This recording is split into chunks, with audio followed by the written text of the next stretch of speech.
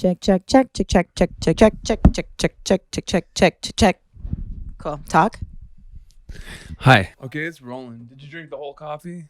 No, but you can't have any of it. Why not? Because you got enough. Give me a sip.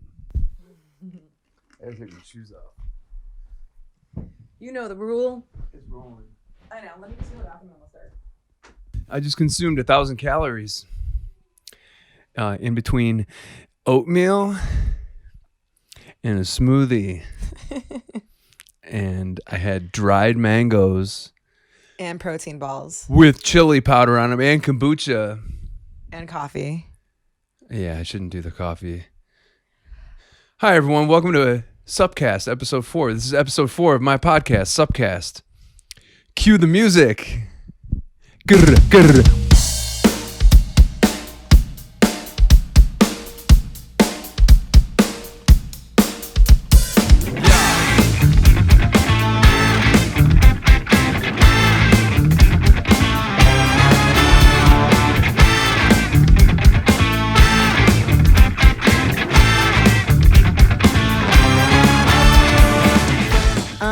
I was at rehearsal yesterday.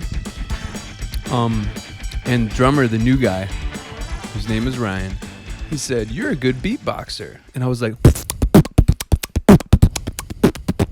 Can you do anything else besides that one, though? I can go. It's kind of all like based on fart noises, though. There's a lot of in there. Yeah. Really good fart boxer. Can you do that like that people do, like the yeah, that thing?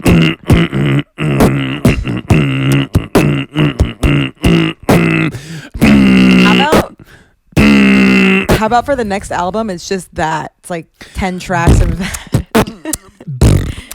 Everyone, we have Allie Sciulla here in episode 4. You call me Allie Sciulla? Allie Sciulla. Wow. That'd probably be better if my last name was Sciulla. Allie Sciulla. This is my partner in life right now at this juncture of my existence. Hey. She has decided to hang out with me a whole lot. Every day. For some reason. She likes me. And I like her. I like you a lot. And so here we are doing a podcast together. I did your podcast, which is called Adult Angst. And I'm going to put a link in the description. You should check it out. You're up to episode what? 20, 21.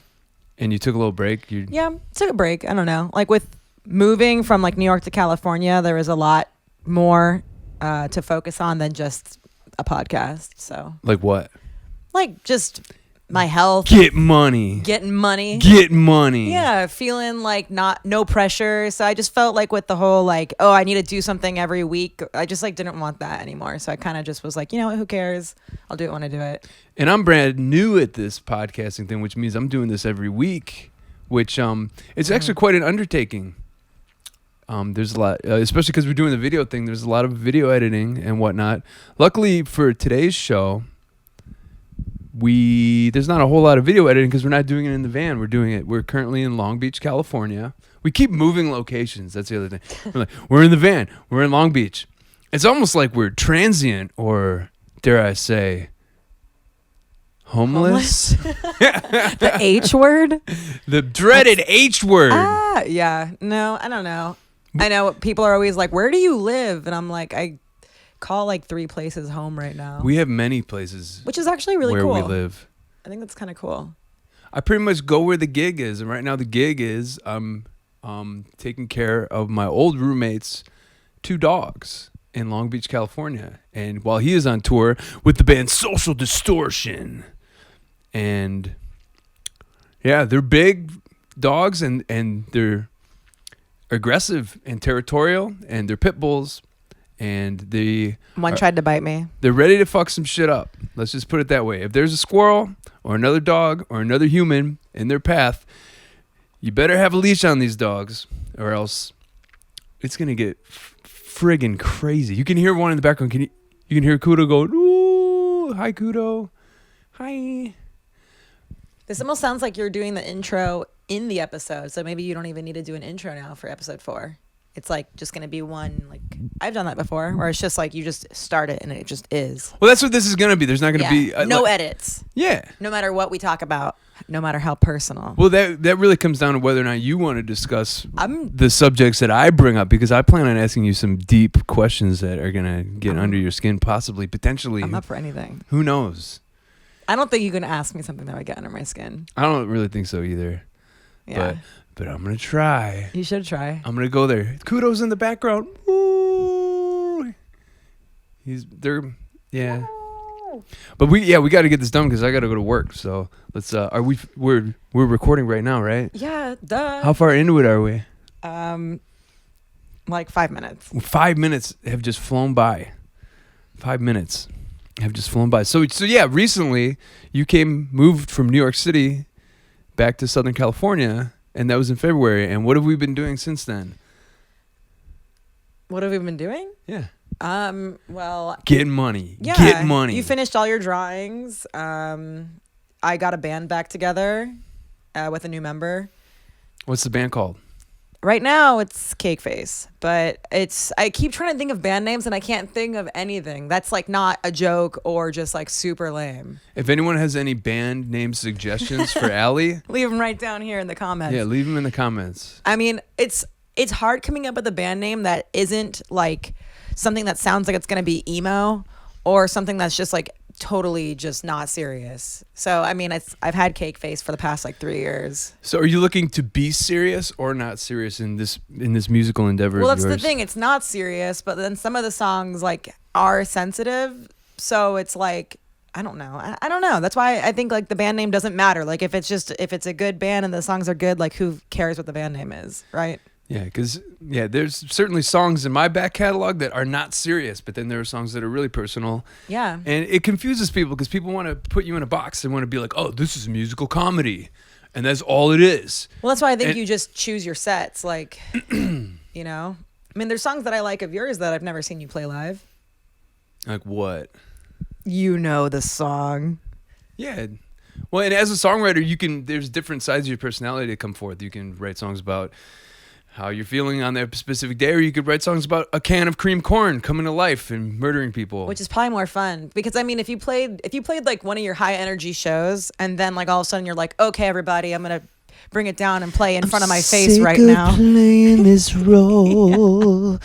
I used to think that I was in control. I personally would be like, still yes. I haven't found you. Well, yeah. The goal I'd be really happy. Is eventually to amass some sort of a fan base that appreciates both the serious songs and the not serious songs, and then that way you could jump around during a live set and have people appreciate both. Mm-hmm. But like, yeah, that never really happened with my musical group. So really what it comes down to is we open up for a lot of punk bands and we have to keep it high energy and stupid the whole time, or else we lose people's their attention span is short. So if we're not going blah blah blah blah, we kind of lose them. Yeah.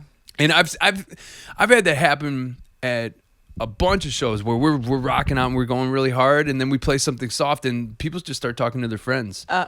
They completely lose, their attention on you just dissipates because they're like, all right, this is this flavor, and once you switch it, unless they're familiar with the music and they appreciate what song you're doing, but that's the thing is when you're opening up for other groups and you're playing for their fans, all they know is what they're seeing right then. They don't have any sort of back. Well, that's what happened when Cake Face played like 3 weeks ago for like our first show back together. I did like 20 minutes of the comedy music up front and then brought the band up, did like a pretty like heavy, like just like a thicker song. Like it was just like big, you know? It was thick? It was thick. Thick.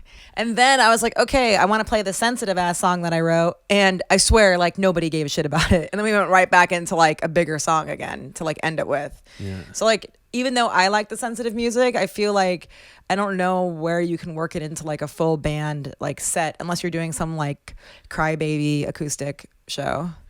Well, and it makes you wonder. It's like, what's the point of even including that type of the slower material or the sensitive stuff if you're playing for an audience that's never heard you before? Exactly.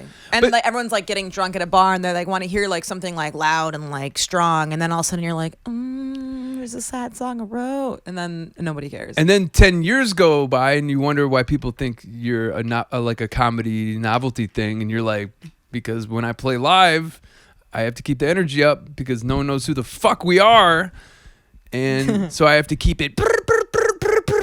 And then all your yeah, and eventually you get to a point in your career where you have to prove to people that you're not some sort of clown that just makes jokes all the time, and that's what happened my entire life pretty much.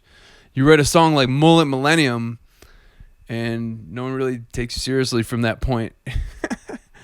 Yeah. So why can't you do both? That's the question. Why can't you do both? Why can't you have serious songs and why can't you have songs that are fun? Why can't you do both? Why do you have to pick one? And that's why I think you need to probably play shows in all varieties so you could do all the kinds of songs you write. I'm just gonna not play shows anymore. Yeah, no, I'm not gonna let that happen. I'm just gonna do a podcast from a bed on a floor with what's this called? A mandala? A mandala blanket. It's a Nelson Mandela Nelson blanket. Mandela blanket. Yeah, I think that you should play that goes for both of us, all types of shows, so you can play all the things you want to play. I'm just done playing shows. I'm just going to do a podcast out of my van until I'm dead. Yeah, sure. Because that's what brings me the most joy. Being on stage, nah. Don't enjoy it. No fun. But I don't know if anyone who's watching the actual video version of this podcast, check out Allie's decoration of the set. She's a set designer, hobbyist. Something she enjoys doing. She thought she would have a guitar. That's her bass. Yeah, well, because you just want to like point the camera at a blank wall and it just looks all like dingy. And I was like, let's hang some stuff up behind us. So it just looks nicer, like it looks good, right? Like it matters. Comment below if you think if her set decoration is. Yeah. No, I think it's nice. I think it looks good. We put a little bit of work into it. And look at my shiny bass. Yeah, it is shiny and it's nice and sparkly. Yeah. We put a little bit of work in this. So this is the 4th podcast. And one of the reasons I started this podcast, as I explained in the first episode, is because a man named Rob Bates said, you need your own podcast. You're interesting, blah, blah, and whatever. So we did it. And then I had a couple guests on and I only time will tell where this whole thing is going to go. Like, are we going to do an interview every week? Is Allie going to co-host with me more? Or should I do more of the stream of consciousness stuff where it's just me talking into a microphone just about myself and stream of consciousness, like thoughts come up and I talk about that. Like, I don't know. What is the preferred format of this thing? Or should it jump around? Or should it just be whatever the hell I want it to be? It's so early in the baby stages of this, there's no real way to know like where we're going to go, what we're going to do. So here's Allie next to me, and we're doing this together. We're doing this together for episode 4. I know we wanted to talk about certain things today. I think it's cool to have like topics on podcast episodes. I think it's kind of interesting. And we were sort of like thinking about talking about near-death experiences. That would require some sort of preparation, having topics. I mean, we have them. We got them. I'm prepared as fuck. Yeah. But yeah, Allie, you tell me about what happened to you recently, and then we'll get into the topic. We'll get into the topic of today's podcast, SUPcast episode 4. Sure. So I just wanted to say I was looking at near-death experience stuff last night and like reincarnation and just like past lives. Do you believe in that, by the way? I haven't ever asked you that. I don't know what I believe in. Me too. I'm kind of. I don't discount the possibility of there being. Well, have you ever felt like you've had a past life, or no? Like you've never. I feel like if I had a past life, I'm being punished for it in my current life. Because if I had a past life, I fucked up really bad because I'm being punished right now. I don't think you are. That's crazy. No, but for real, like when you were like a kid, did you ever get like a overwhelming sense that like you were somebody else before, or no? Like that never. Yeah, never. Me neither. No, my scope of my reality has always been like I'm a little fat boy, and then when I got I'm an older fat boy, and then I got a little bit older, I'm like my knees hurt. There hasn't really been any concrete anything that has occurred in my life that points to, hey, this is a continuation of some past thing. But that being said, I don't discount the possibility of anything being possible, of there being past lives, of there being reincarnation, of there being like it's just beyond my comprehension. Yeah. So I don't know. I don't know. Well, it just seems weird because I was watching all these videos last night thinking about this episode today, and this woman who's like some doctor or something, she was giving like a little speech on how her son has brought up having a past life, but then she goes into how she's had a past life too. And I'm like, well, then who's to say that you just didn't fill your son's head with all this past life shit? You know, like how I feel like it's so rare that like the mom would be like, yeah, I've lived before and this is I did like a past life regression meditation. And all of a sudden my child is coming up to me being like, I miss my wife and my son. I died in the war. And I'm like, I don't think that's true. I feel like that's bullshit. It might be that the mom is tying up the son and being like abusing him and slapping him and telling him that he's... I don't know if I got that far. No, I don't know. I feel like she probably planted it in his head. I mean, like, that's what I would imagine. Who knows? Or maybe he does actually have recollections from his past life. Maybe it's so weird. Maybe it's a real thing. Sometimes when I'm in the studio at night and it's like 1 a.m. and I'm closing up shop, I feel things in the room, you know. But I don't know if I believe in ghosts. I've never had a paranormal experience. So, but there's sometimes I'm just like I feel creeped out. I'm like I'm all alone in this place. And there's like 6 rooms, and when I turn off the lights, it's pitch black. Yeah. And when you can see, I work at a rehearsal studio, so there's 6 different rooms where bands rehearse. Yada yada yada. There's cameras that are night vision cameras that you can see into all the rooms. And after I turn off all the lights, and as I'm closing up shop, it's like an infrared camera. It's like the night vision type of thing. It's like it's not infrared. It doesn't pick up heat. But it's like whatever night vision, so everything's green, kind of like the Paris Hilton sex tape night vision thing. Oh, yeah. And so I'm looking, so I'm looking through the cameras, and there's Paris Hilton, the ghost of Paris Hilton, getting banged in the rehearsal studio. No. But it's weird because there's little like floating things that the camera picks up, and they're not like apparitions. They might even they're like little bugs. They might even just be bugs or moths or whatever. But sometimes when I'm all alone, I hear creepy noises, and then you in like that see place. it, you're like. And then I just watched the movie It, and I'm like, no, you have to do the, you want a balloon? You want a balloon? That's really good. I don't know if it's good. No, it is. I think it's good. Hey, Georgie. What do I know? You want a balloon? Okay, well. You want your boat? Yeah, last night while we were going to bed, I'm watching all this shit. You want a balloon? It's really good.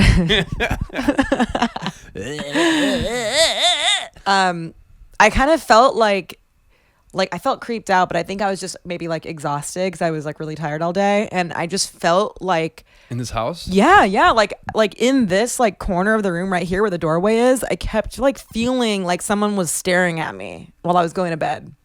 And I know I just watched all this like past life, near death experience stuff, so I was like maybe a little creeped out. But I swear, like every time I'd be watching something, I would glance right back at this doorway, and I felt like going on like Zillow and like looking up this address and seeing if there was like any like this house has been condemned or something because someone's died here. I don't know. Like, don't they usually like tell you in the notes? Well, Taylor, who used to live in this house, said there's a strange energy in this house, and I wonder if she says it's like right in here. Like if she was like, yeah, it's right in the doorway of like the guest bedroom. She never said specifically where it is. That'd be weird. But we should ask her. I lived in this house for 5 months in 2017, and there is some sort of weird energy about this place, and it's not necessarily a good energy. And no, I felt it. I felt like I was being looked at. Like it was so weird. Yeah, and I woke up having panic attacks here before because maybe it was the guy. I don't know if it's a guy. I think it's a guy. You think it's a guy? Yeah, I think it's like a big man. A big man trying to whisk you away in the night. So there's a big ghost man just like staring at us while we sleep. Just like touching himself. I wonder if he's hot. Yeah, probably. Hey, ghost man, let's make a sandwich. In bed. Yeah, it's the ghost of like a guy who lived here years ago who just liked being cucked. I always liked that scene, even when I was a little kid, before I even knew like what sex was in Ghostbusters, the original Ghostbusters, where Dan Aykroyd's sleeping and the ghost like starts unbuttoning his pants, and I'm just like, that'd be sweet. Whoa, what? Yeah, he gets like a ghost. He almost gets ghost raped. Wait, a ghost gives him a blowjob? It doesn't specify because it's a PG movie. Oh, but it's a girl ghost? And it came out in the 80s, and it's a girl ghost, and she's floating above him, and he wakes up, and he's like, oh. And then all of a sudden, the apparition disappears, and then it cuts to his pants undoing themselves. Wow. Yeah, you've never seen Ghostbusters? I was really young. I don't remember that. I really don't. I only remember like Slimer and like the refrigerator and like the marshmallow guy. It's always, as weird as it sounds, that always appealed to me. I was just like, wow, that would be kind of cool to have a ghost apparition like play with your dongle while you're, Yeah, I mean, be careful what you wish for because it might be this dude. Well, yeah, that's the thing. Is, like, I always just, even being a younger person, I was kind of always aroused by that Ghostbusters thing. I was just like, wow. I was be like, that's kind of sexy, but I didn't know what sexy Maybe was. we should like role play. I'll be like, ooh. Wear a sheet over your head. Oh, I'm a ghost. Yeah. I'm undoing your pants. I'm going to give you a spooky blowjob. But I don't know. I hope there's not some sort of malevolent force in this house that's going to hurt us in some way. But I didn't feel like it was gonna hurt us. I just felt like that vibe that I was being watched, like a being stared at vibe. It was really weird. And also I don't like putting my full belief into something because then I feel like kind of like uneasy or like psycho about it, because if you believe something too much and like you really roll with it, then like it kind of just makes you be like, all right, are you crazy? So I was like, okay, I feel something, but I'm not gonna like dive into that right now. You are crazy. What? Yeah, but there is an say I'm crazy. There is an energy in this place. Yeah. Just like I think there is a weird energy in the recording studio that I work at, but yeah. But who knows? I've never actually seen anything physical enough for me to be like that. That's an apparition. Or I've never, a door has never shut, or exactly. Cabinets, like if I looked up. cabinets have never opened. I've never heard a voice from down the hall. I've never heard like banging or anything like that. So, as far as feeling an energy, yeah, I've felt weird energies before, but I've never actually. It's never gotten been proof. Well, it's never been physically manifested. I've never heard something, an actual noise or an actual voice. Or, that would be insane. Like, I don't even know how I'd feel if I heard a voice or like if the door slammed last night. I don't know how I'd feel after that. It'd be scary. It'd be crazy. Yeah, but there's a lot of people that have experienced those type of things. Oh yeah, I actually don't doubt that. And there's actually a lot of people where I guess they're called mediums or whatever, where they are more sensitive to that type of paranormal activity, where they can tell. They hear it all the time because they're more sensitive to it. Like they're able to, the more perceptive of it. Mm-hmm. So imagine being. Do you have the chills right now? I don't know. Maybe that's the. You do. Oh, that's interesting. I have goosebumps. Yeah, that's kind of crazy. Maybe this is the spirit manifesting itself right now. I think he's trying to blow you right now. Maybe. Yeah, my pants are becoming undone. Oh my god. This is so sexy. Yeah, that's really weird though. You have like goosebumps right now. Well, maybe the malevolent. Maybe it's not a malevolent energy. Maybe it's just an energy. Yeah. And maybe he's getting really turned on right now. I think, yeah, he sees the camera set up and he's like, they're talking about me. Maybe I'll rub his back a little bit. Yeah, I think so. Big sweaty guy. Yeah. He's like, they got the bed all nice for me. Maybe I'll sit in between them while they're doing their podcast. He might be like literally right here right now. Yeah, he's like, just like up here. He's rubbing the inside of my thighs as I think he's about to get off. Beeb, I'm kind of turned on by the ghost. Oh, speaking of Beeb, that's what we call each other, and it's really annoying. And the people we normally live with, I think they hear us all the time because we're within earshot of all other 6 roommates. And in Fullerton, not in Long Beach. Yeah, and we call each other Beeb. It's kind of our pet name, but it's Beeb this, Beeb that, Beebeth, Beebo. Mm-hmm. It's and all forms of Beeb. But Allie, do the high pitched Beeb thing. It's actually pretty impressive. Are we gonna share that? Yeah, okay. Do it. I usually, like, if you're in another room, I'll call out to you and I'll just go beep. And then I try to see how high I could get it. So imagine you're the weird couple that makes weird noises, that stays in your living room or whatever, and you're just like in the kitchen trying to make food, and you hear. That's what being around us is like. Let's see how high I can get it. That's what being around us. It's not clear. That's what being around us is like. So you just got a taste of how annoying we are. We're very annoying. Yeah, and enjoy that. So yeah. So we just talked about our beliefs. Okay. We don't know what our beliefs are. I don't really know what they are. But I'm open though. But some real world stuff has happened recently to you, Allison, and then we're gonna get into real world stuff that happened to myself as well. So let's go into it. Let's go into your near death experience. Is it a near death experience, or is it just a close call?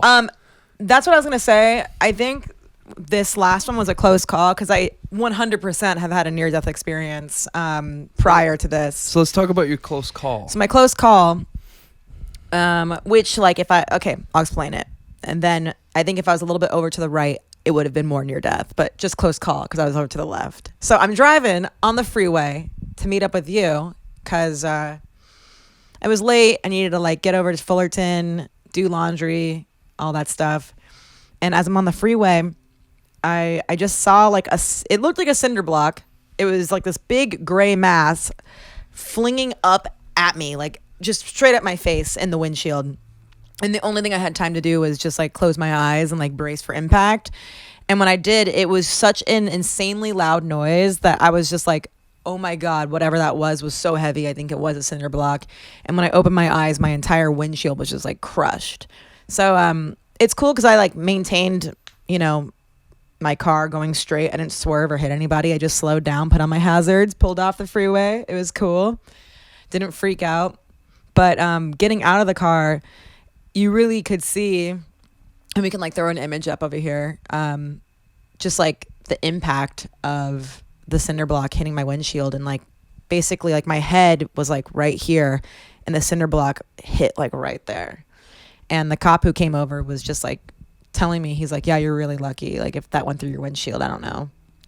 Because if you're traveling at 60 miles an hour and something as big as a cinder block smacks your windshield, like you wouldn't think, as heavy as it being and as fast as you were traveling, you would think it would just smash right through your windshield and hit you in the face. Oh, yeah. And I mean, people were saying like I'm lucky I didn't get glass in my eyes because I was covered in like tiny shards of glass. So nothing got in my eyes. I didn't, nothing came through the windshield. People do die from that. I looked up like the statistics. It's like 500 people a year get something smashed like through their windshield. And they die from a projectile on the highway. Yeah. It happens like thousands of times a year, but then like hundreds of people die from it. It's insane. It's like getting hit with a tire. Like it's like a random insane thing that can happen. So yeah, I haven't, So it just, you were driving and it just appeared out of nowhere. It just like got either a car kicked it up or it came off of another vehicle. Yeah, it seemed like a car kicked it up because I saw it come like down and up, like it was almost like coming down and up from the street, like it bounced, but which is weird because we wouldn't think like, does a cinder block bounce? If it's moving fast enough, things can have strange trajectories. But it seemed like it bounced and then it like did that, and you couldn't tell what it was. It just looked like a white mass. It just looked like a gray mass because it was like nighttime. It was like 10 o'clock. And you just closed your eyes and it heard smash. And it did freak me out. Like that night, I feel like, I haven't really been triggered in a long time. I've actually even never had to use the word I feel triggered, but like from that car accident I got in high school, that was like really intense. That like brought up a lot of like past feelings. So I feel like the night when I couldn't sleep at all. Like I went back to my parents' house and I was laying on the couch until like 3:30 in the morning. Yeah, your adrenaline spikes when something like that happens. And every time I closed my eyes to like go to bed, I just saw the accident being worse. Like I saw like what would have happened to my face if the cinder block came through the windshield. Just because like the car accident in high school was so intense. Like seeing the person like I was dating at the time like just covered in blood and like just how like graphic it was. That's all I could think of that night was just like how graphic my first big accident was and like how terrible this one could have been. So when this happened to you, it just made you think of that when you were in high school when that happened? Yeah, I was 16.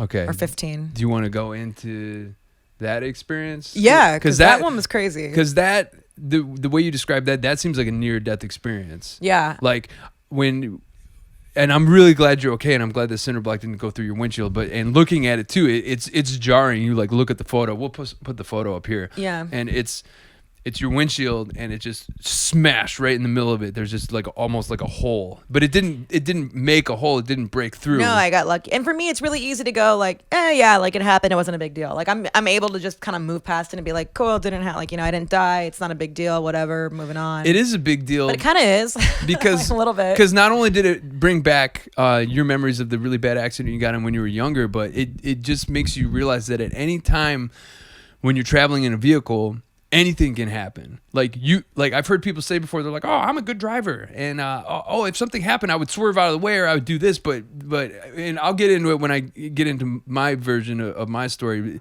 There's nothing really prepares you for something just freak out of something just coming out of left field, and you can't really. It was so unexpected. Yeah, you really can't. I didn't do anything wrong. You can't gauge how you react, A, and B, you could be the best driver in the world and just someone else could be a bad driver. Someone else can make a snap decision.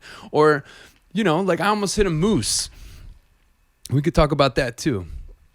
Well, like the thing is, sometimes you're just not doing anything wrong at all, and no one else is doing anything wrong, and then all of a sudden, a cinder block, moose, yeah, tire, tire, yeah.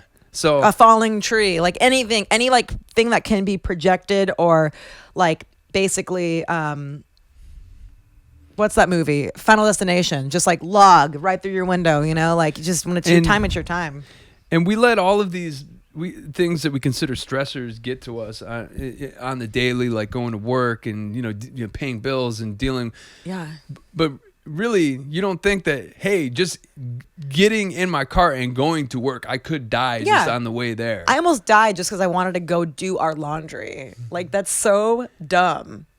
Like, are you serious? It's dumb, but it's also reality. It's also a risk you take when you get in a motor vehicle, or I just don't want to get taken out like that. Or even if you get on your bike to go somewhere, like every time you leave the house, you're risking like having something terrible happen. You could stay home and someone can come into your house and kill you.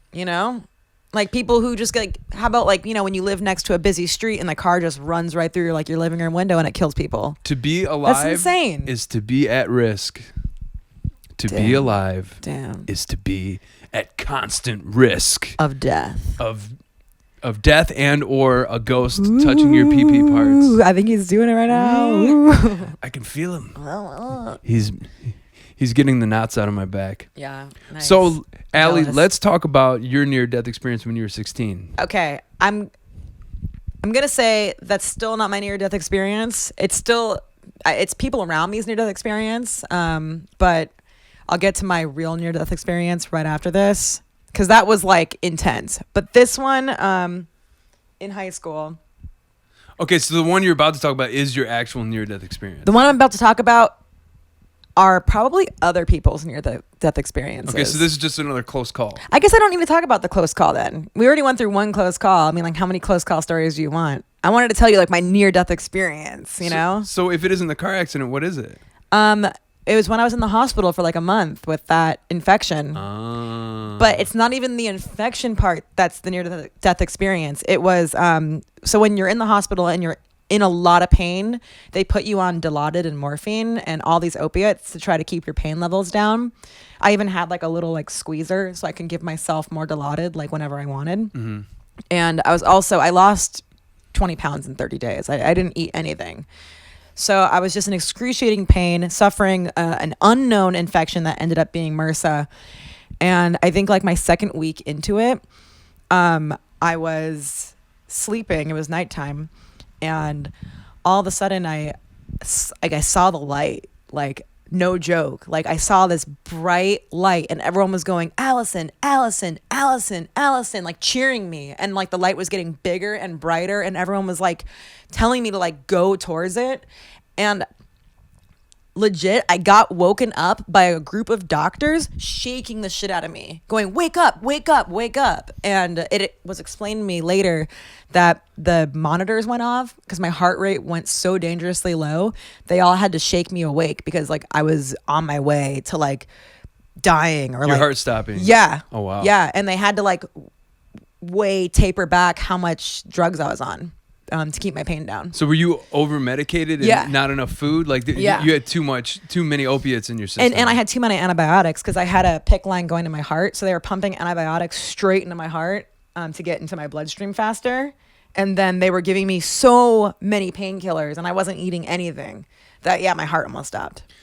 And that was insane. And I did some research on that last night. And apparently when you're about to die, your brain overreacts and all your like synapses started firing and that creates a bright light sensation. So it's not exactly like a religious moment, but it's more so like your brain being like, I'm about to shut off. You know? Releasing a bunch of chemicals in your system. Yeah, because it was crazy. It was the craziest thing I've ever experienced. Now, the voices you were hearing, Allie, was that the doctors or was that? I think when like you're in a half dream, I kind of like chalked it up to like the dream entered or the reality entered my dream kind of a thing. Like the sounds like went past it. So it's like I thought I was being coached to like keep going towards the big light, like what everybody hears. And I heard Allison, Allison, Allison, like they were chanting. But then I woke up to being shook and being like my name being yelled in my face. Okay, so it could have just been that's what you were hearing. Yeah, exactly. Right. But like the light was no joke. Like you never told me that. You never told me that. Yeah, I don't think I did. Oh wow, so you waited for. You're telling the world and me at the same time that you almost died. Yeah. Well, I'm glad you're okay. And I'm glad the cinder block didn't go through your windshield. And also, I'm glad when you were 16, when you got in that crazy rollover accident. That was a crazy thing. But, I would say, like, as far as, like, car accidents go, those happen, obviously, to everybody. But holy shit, seeing the light is real. Like, that's a real thing. It's crazy. Wow. I know. And maybe when you were, about to cross over, that's when you started bringing that spirit with you that comes. The guy who's watching? Yeah, the guy who's watching and gives me back rubs while we do the podcast. You're like, do you have chills right now? Do you have goosebumps? Well, I'm glad you're alive because you're like my closest friend, and even though we annoy the crap out of each other, I think we have was a healthy connection. And a very adult connection where we talk about our feelings. And you do not annoy the crap out of me. That's not true. Oh, I annoy the crap out of myself. There's Kudo again. Do I annoy the crap out of you?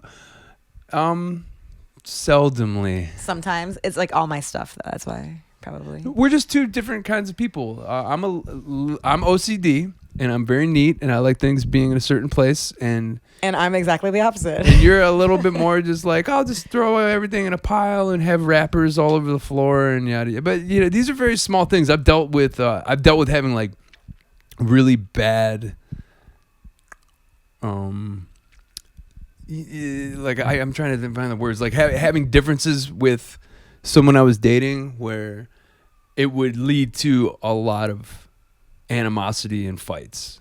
And what, the way you acted? She would get pissed about the way you acted? Or both. Oh. She would act in a way and I would act in a way, and it would just feed the other person's anger. Mm-hmm. And it just you just get together with people, sometimes it just doesn't work. And if you have addictive tendencies, and if you think love equals suffering, and if you're if you're willing to take punishment in order to stay with someone, or vice versa, you could be in a really volatile situation and just stay in it just because you're like, well, Well, that's why everybody probably makes the joke like, how good's the puss? Like, is it that good, or are you doing it because you hate yourself that much? And it's probably the other one, unless the puss was that good. Or it could be a combination of both. It could be, a combination of both. Yeah. But I feel what we have is very manageable, very adult, and we communicate well. We're honest with each other, and we're adults. We fucking adults. Budget. We're doing the damn thing. Yeah. And we're getting by and we're having a good time, and you're helping me with this podcast, and I really appreciate it. And I think, people are the people that have given me feedback on it, they say they're enjoying it. I enjoy it. She enjoys it. Mm-hmm. She's producing it. And I enjoy it. She's the producer of this podcast. When she's not on camera, she's behind the camera and making sure that DSLR every 12 minutes we start it up again because it only films for 12 minutes. I'm almost curious. I'm like, is this thing still working? You want to check? I'm going to check. Yeah, I just think about that. Well, I'm going to make it like, yeah, it's going to be a good close-up of your crotch right there. It's still rolling. Awesome. They both are. Awesome. So now you need to tell me your near-death experience. Well, I wouldn't call it a near-death experience because I did not see the light, but I did have a close call. And let me tell the story. Okay, all right, what is it? What year? This was the year 2010, and the lineup of the band at the time was Don and Ron, who make up the band Ron currently. And we were playing in Chicago with some friends, and we had our buddy Steve with us. So it was Steve, Don, Ron, and myself. And we get done playing the show, and what was the venue called? The venue was called the Double Door. It's not around in Chicago anymore. We played a show, and we stayed at our friend Mark from the band Idea Men's house. We wake up.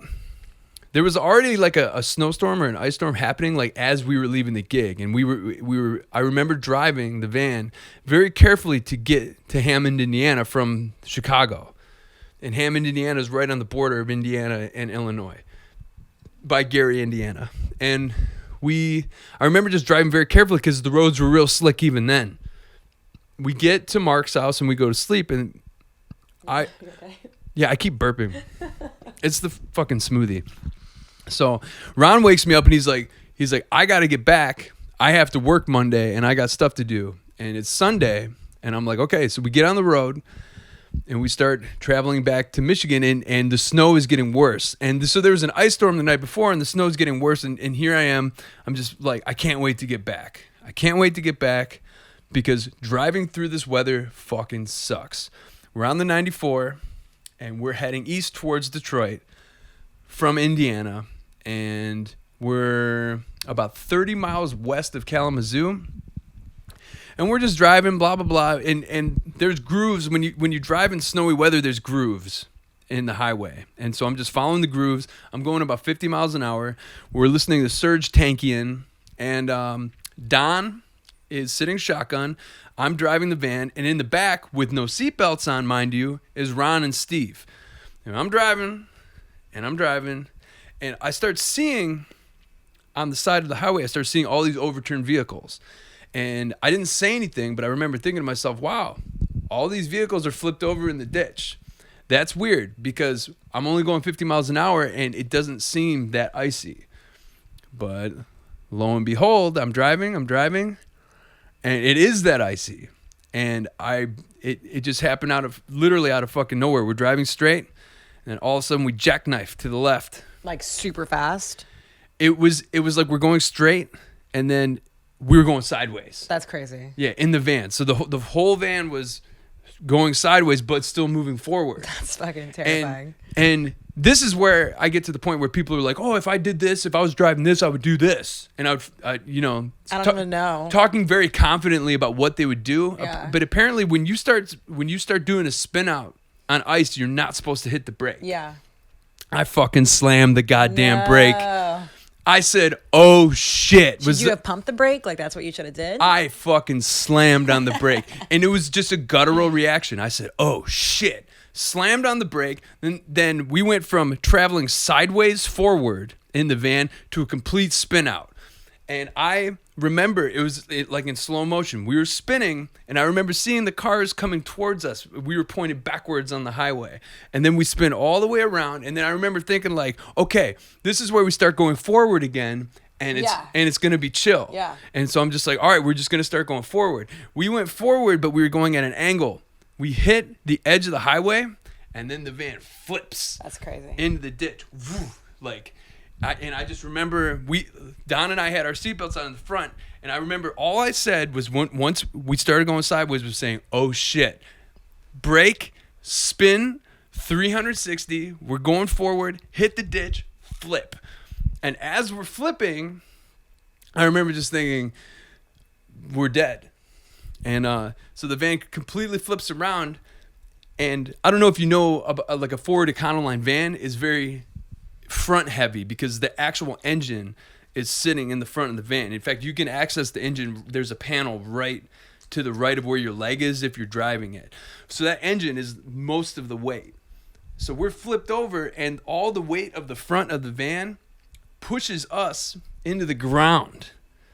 And so we're upside down looking at the ground coming towards us. And all the gears behind you. Well, yeah. And then the ground hits the windshield and pushes up and bends, it smashes the windshield and then bends the little support bars that are holding the windshield up. I was upside down and the ground pushes the windshield about this far from my head. Wow. I'm like looking at the fucking metal and the busted windshield, covered in glass. And then once we stopped skidding on the ground and we just I'll show a picture of it. But anyway, the van was like ass in the air, tires in the air, and then windshield and engine compartment smashed into the ground. So just totaled. Is at an angle like this. But did you guys have the cage in the back so all your gear didn't No go forward? cage. All we had was a piece of wood. And nothing broke the wood? Nothing that came probably through. kept you guys alive. Yeah, well, because if that came through. Because Steve and Ron were in the back and they flipped. Yeah. And that must have sucked. There's a whole video. I'm actually gonna post a link to the video. There's a whole video we did when we actually crashed the van, and it's a funny vlog about it. It is a fun little vlog. I can't believe no one was hurt. That's insane. I can't believe Ron and Steve in the back, no seatbelts, and they weren't hurt. They took a tumble. Still. Because when we actually were able to kick the middle door of the van out and we were able to escape, they were in opposite positions of where they were when they were driving. Yeah. Let's say one of them was right, one of them was left. When it flipped over, they had done a complete in the dryer tumble. Yeah. Ron hurt his shoulder. Okay. But what ended up happening is we pulled ourselves out of the van, and the van's sitting there in the snow, ass up, just getting snowed on, and we had to huddle. All four of us had to huddle together in a blanket, and it took them an hour before an emergency vehicle got to us. So we're sitting there, and we're all we huddled up, all four of us under a blanket, and we just shivered until a cop came. Wow. Because there was so many accidents that we kept seeing emergency vehicles going past us because we weren't a priority. Well, yeah, because you guys are lucky no one got hurt. Because there was people left and right just flying off the highway and into the ditches. And then when there's a cop that pulled up, and he's actually like, all right, come hang out in my vehicle or whatever. And so it's a warm car, and we got to sit in there, and he was just bullshitting with us. He's like, during an ice storm like this, we call this portion of 94 the Ho Chi Minh Trail, meaning it's just a bloodbath. Ho Chi Minh? Yeah, it's some kind of. It's a Vietnam reference. Oh, I'm pretty sure it's Vietnam. Don't quote me on that. Sounds very karate. I don't know that much about history, but I think the Ho Chi Minh Trail was just slaughter. It was a trail in Vietnam where a lot of people died. Damn. And I'm gonna have to do more research on that, but because I didn't plan on quoting that cop. But I think when you're unsure of yourself, you could just put stuff in the corner. You're right. It was in Vietnam. A little box. I'm gonna put a little box and be like, "You're right, Neil. You are an idiot." Just like watching the interview with Monkey, I'm like, I don't know geography and I don't know the dividing lines of the UK. I don't know how. Why should you? I don't know, because you should know things. I know, but it's hard to know everything. I don't know. I don't. But know now much. you know. So what's the dividing line? Do you know now? What is it? Well, I know that England is part of the United Kingdom. That's all I know. And everything else, Monkey was just like, it's a bunch of bureaucratic, blah, blah, blah, dumb shit. That dividing lines and political, blah, blah, blah. But anyway, back to the story. Yeah. They ended up flipping over the van. And what the craziest part about them was flipping the van back over because the tires were in the air. They had... They just wrapped some thing around it and pulled it with the tow truck, and it just went, and you hear all the gear crashing. Luckily for us, the van got totaled out.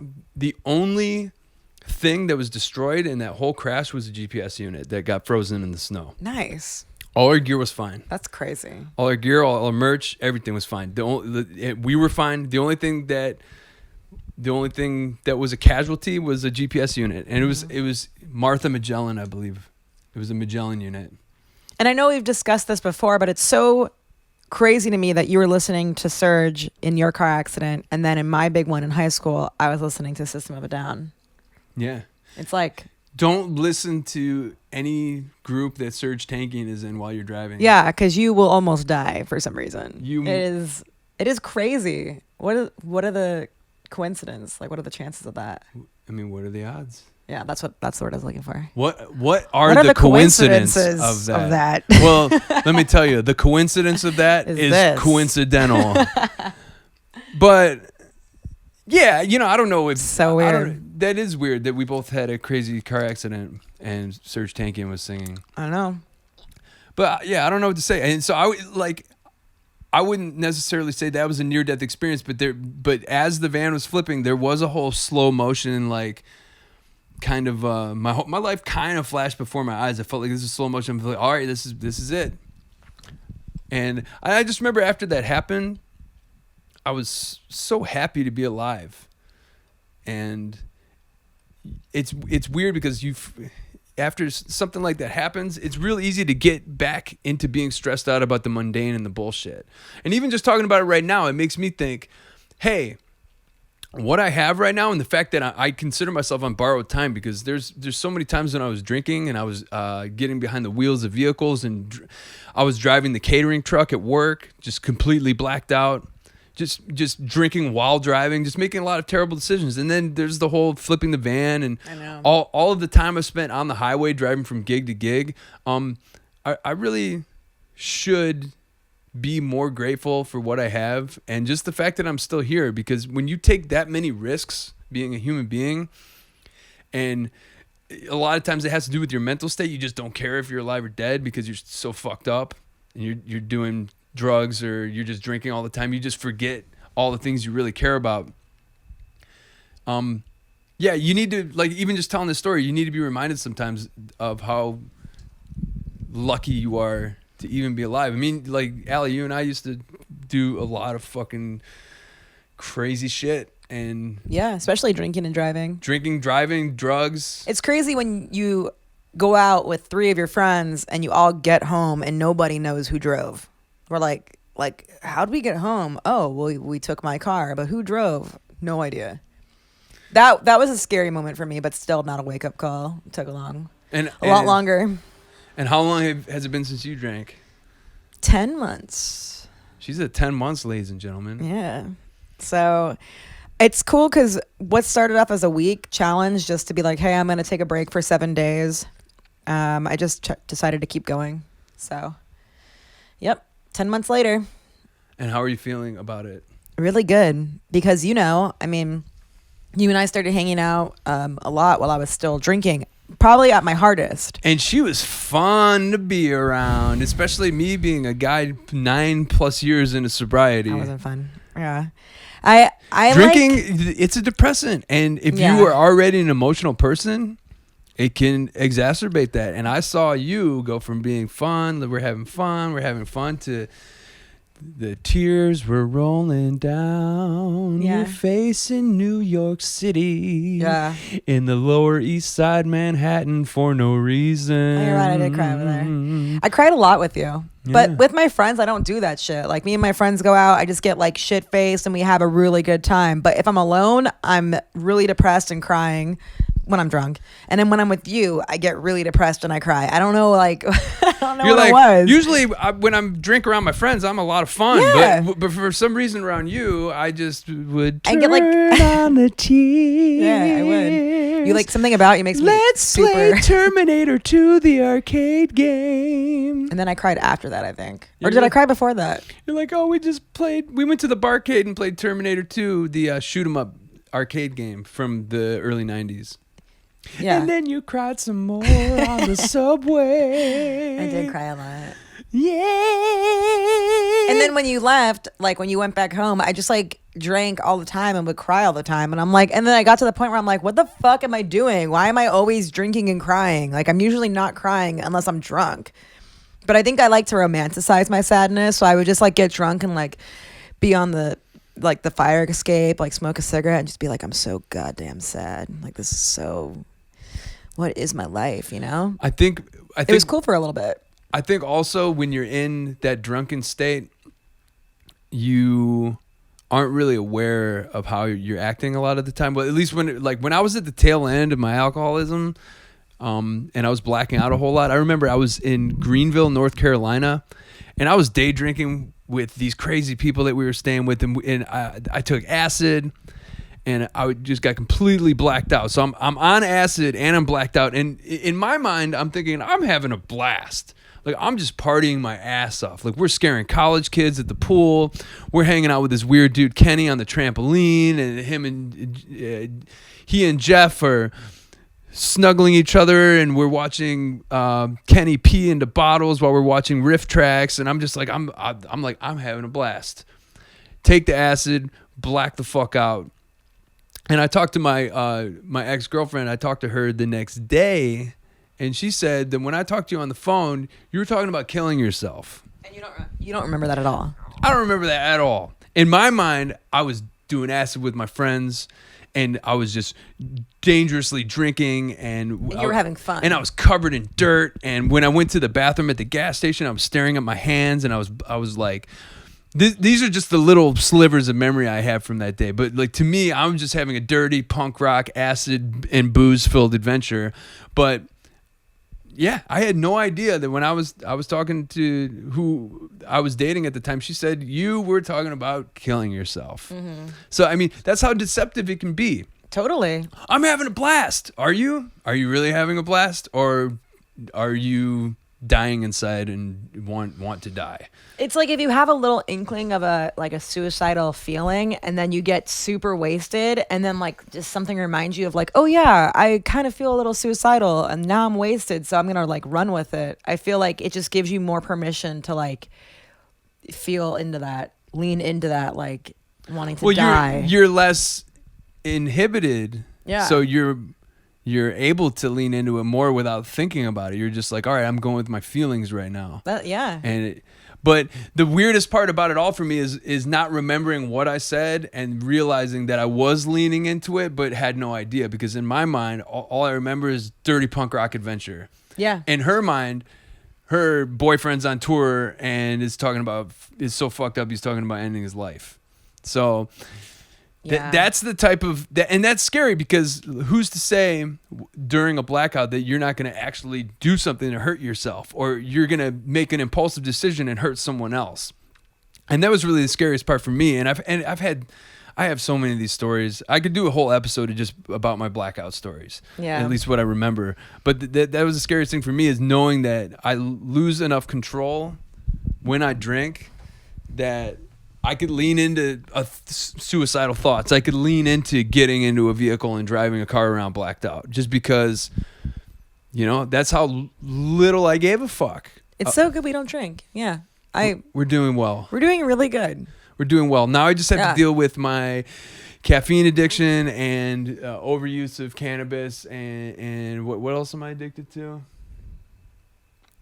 Sugar. My OCD, my sugar addiction. Yeah. Ice cream, candy. It's just one thing at a time, Yeah. I did well. I'm doing well with alcohol. It's been 10 plus years, but I think as an addict, you're constantly finding things to replace that initial addiction. I'm okay with sitting with you like this. Yeah. Yeah, we gotta. That's the thing about sitting cross-legged for an hour. It feels good. It fucking sucks. Yeah. It fucking sucks, and I'm sweating. I went from having chills because the ghost was giving me a back rub to now I'm just like covered in sweat. I think it's because he did the deed and you're done. Oh, you think it's because the ghost nutted? Got off. Yeah. Yeah, the ghost and I nutted. And so now I'm just covered. Sweaty. I'm covered in sweat and I'm all out of breath. I'm like, man, while I was recording this podcast, I just got dicked by a ghost. Yeah. And you know what's fun about doing this podcast with you, Allie? Because when I interview someone I respect, like HR or Monkey from the Addicts, I'm not going to talk about getting dicked by ghosts. I'm just not. I'm not going to go there. I'm going to be like, okay, this is it's somewhat serious interview. Like the closest thing I got to being myself with HR was being like, I like King Diamond, and then I laugh at myself, and then there's an uncomfortable pause. Well, I think it's not just like, oh, it's someone I respect. It's like someone that you don't even know too familiar, or you're not really too familiar with them. So it's if that familiarity isn't there, then you're gonna be like, maybe I won't talk about like a ghost jerking off on me or something, because they might be like, why am I in this guy's van? When I'm around someone I'm comfortable with, I can really be myself and make noises and sing goofy songs. And that's what I like about this. Right now, doing this podcast with Allie is nice. Oh, you're really gross and sweaty, though. Yeah, I'm disgusting. Why are you sweating so much? I'm a sweaty guy. Yeah, you are. I think it was funny when we first started dating. You're like, wow, I can't believe. Like, we'd be in the subway in New York in the summer, and you'd be like, wow, you're really sweaty. It's like, who the fuck do you think you're dating? Seriously. I don't know. Like, should I have known you were so sweaty? It's like, yeah. Yeah. How many times have you seen my band play? Yeah, you do get sweaty. How moist was I then? Yeah. And how moist am I now? And I have seen your band play a lot of times, actually. How moist am I now? You're a moist boy. Yeah, there's actually a band called the Moist Boys, and it's spelled B-O-Y-Z, Moist Boys. And I like that. One of the guys from Ween is in it. Oh, nice. Yeah, That's a good band name. Dean from Ween is in it. Moist Boys. Moist Boys. But yeah, this is nice. And that's what the nice thing about Allie producing this podcast is I'm not gonna really hold back on being myself around her. So even if I'm doing the monologue type, I'm gonna eat food. Yeah, I was just gonna say. I'm so professional. No. Even if I'm doing the monologue type podcast where I'm just like talking to myself, like I did in episode 1, it might as well be me talking by myself, just because we know each other so well. So you notice how sweaty and disgusting I am. Oh, you keep touching me. Oh, but speaking of disgusting, let me hear. What? Say something while I eat this. I'm supposed to just talk about how disgusting Kill you time, are? yeah. Let me read this kombucha bottle. So, okay, I just swallowed the candy. All right. What do you want me to say? Okay, Allie showers every day. Allie likes to smell nice. Allie wears clean clothes. She doesn't really reuse her clothing. She doesn't like gross smells. She doesn't like dirt. She's essentially like a clean person. And I am... This happened after like my skin infection, by the way. I was really dirty before that. She used to have dirty punk rock adventures, but I guess she cleaned up her act a little bit. I think once you almost die because of like a bacterial infection, you like change your life. You're just like, okay, I need to stop fucking around. I need to take more showers. Okay, flash forward to now. Allie's clean. I'm clean. And she's dating a dirty boy. You are dirty. And so she calls me. Her nickname for me is Dirty Dillhole. And she even printed out a little sticker that's on my water bottle. Yeah, and where is that? So I want to just explain to you a Dirty Dillhole story. There. Yeah. You're not going to be able to see it. Here's a day in the life of Dirty Dillhole, a.k.a. Neil Patterson, a.k.a. Nebo. I'm at work, and I'm kind of proud of myself because I've been eating well all day. I ate salad, I ate beans, I did kind of a vegan. I had a vegan day where... Beans out of the can. Beans out of a can, just like a... And so I'm eating healthy, and then I'm thinking about how hungry I am, even though I'm trying to eat within this time-restricted eating window because I'm doing this intermittent fasting thing. Blah, blah, blah, whatever.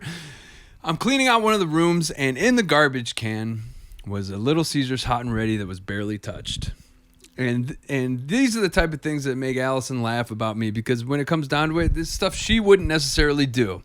I'm from the school where if you find a fucking pizza that has barely been touched and it's in the garbage can and there aren't bugs crawling all over it, that's fucking fair game. I got out the hot sauce, and I just fired about 4 of those hot and ready slices. It wasn't hot and ready anymore. It was room temperature and ready. And I just fucking fired those things down my throat. You said you're from the school. Like, what school would that be? It's the school of not really, I don't know, eating trash pizza 101. Eating sushi out of a dumpster at some punk house. You did not do that. I did. You ate sushi out of the dumpster. Yeah, they dumpster dived. It was fresh. It was made that day. You dumpster dived? I didn't dumpster dive. The kids that lived at the house did. What? I ate the shit out of that sushi. It was good. It wasn't crawling in bugs. It was made that day. Wow.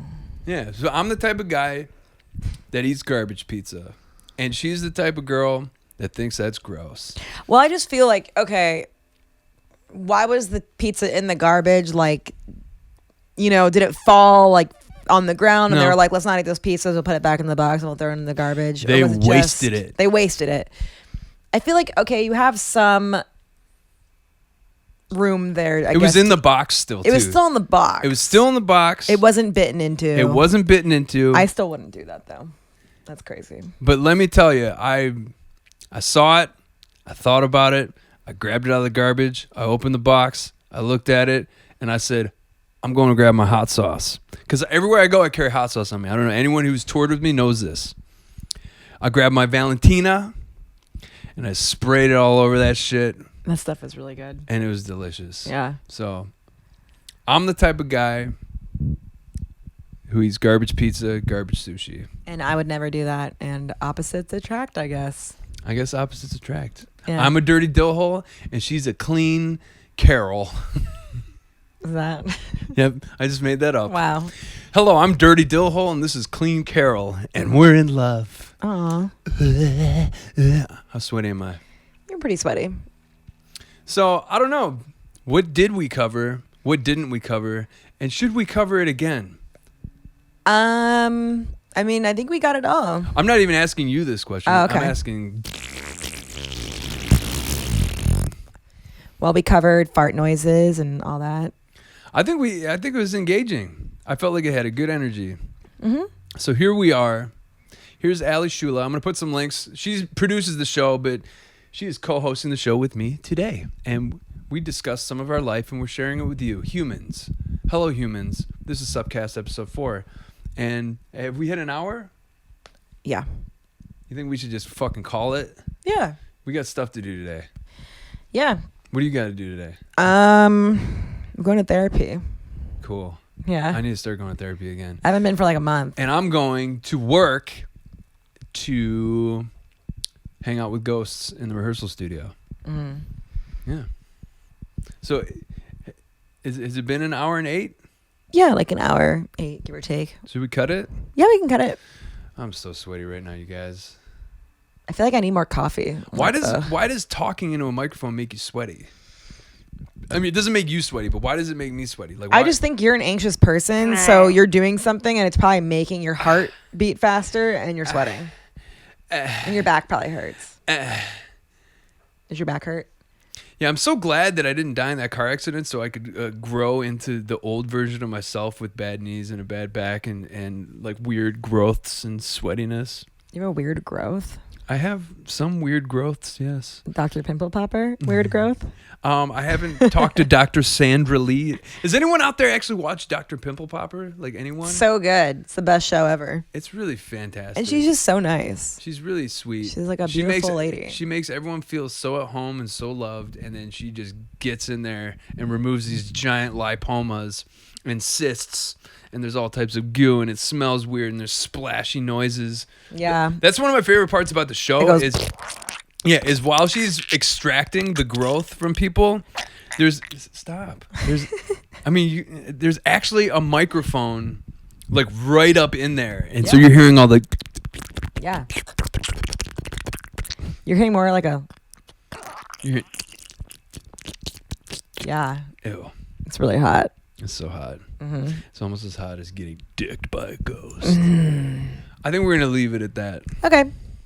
So this is Allie. I'm Neil Patterson.